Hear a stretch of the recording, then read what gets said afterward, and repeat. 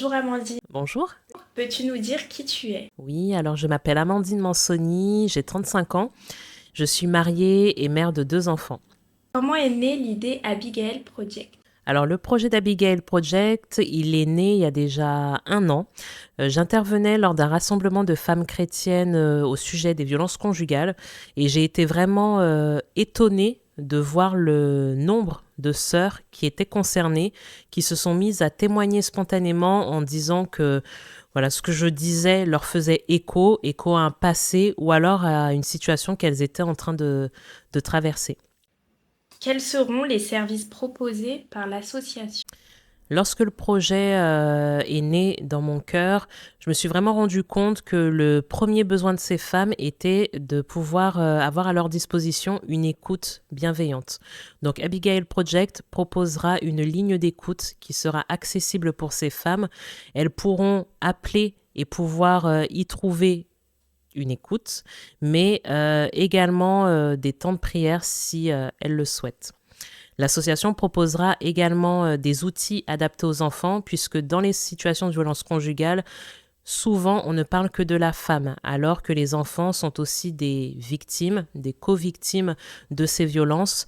Aujourd'hui, dans les librairies chrétiennes, nous n'avons pas trouvé d'ouvrage, par exemple, qui abordait ce sujet auprès des enfants chrétiens, et l'idée c'est de pouvoir y remédier. Le troisième service sera de mettre à disposition de ces femmes des hébergements temporaires chez l'habitant, puisque nous savons très bien que lorsque l'on parle de violence conjugale, nous parlons d'une question de vie ou de mort, et que peut-être parfois il sera nécessaire de pouvoir mettre en sécurité certaines femmes que nous aurons au bout du téléphone.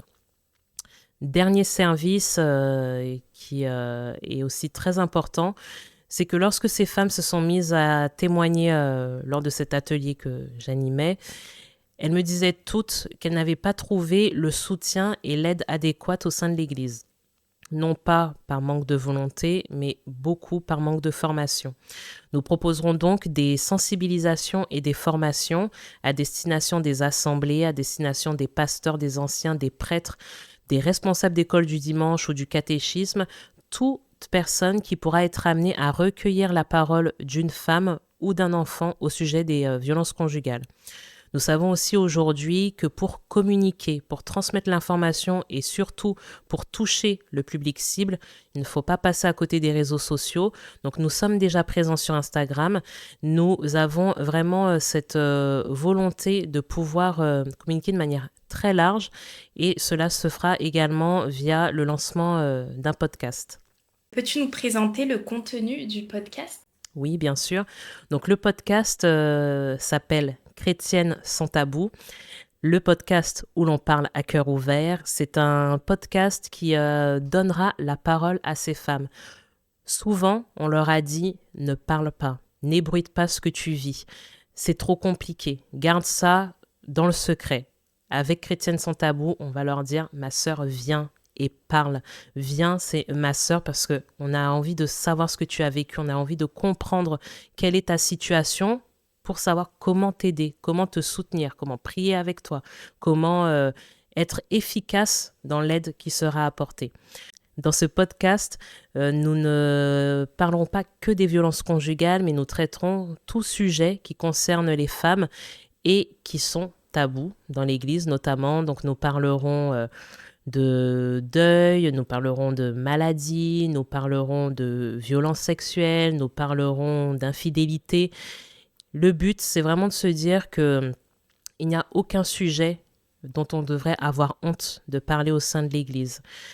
Il n'est pas question que la foi soit une contrainte à la parole, mais bien au contraire que l'on puisse se libérer de nos fardeaux.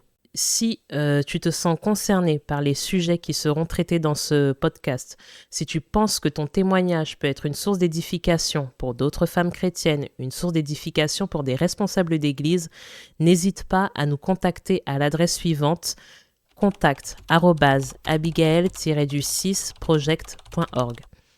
Et si tu n'es pas concerné par ces situations, mais que le message de cette association te parle, que tu as envie de t'investir, que tu as envie de soutenir d'une manière matérielle, physique, peu importe.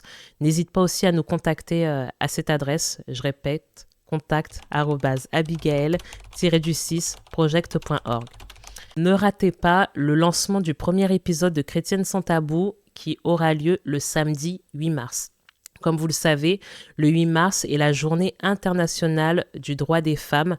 Alors vraiment, l'idée, c'était de marquer le coup et de se dire qu'à cette occasion, nous pouvons donner la parole à une femme qui le souhaite. Merci Amandine. Merci et restez connectés.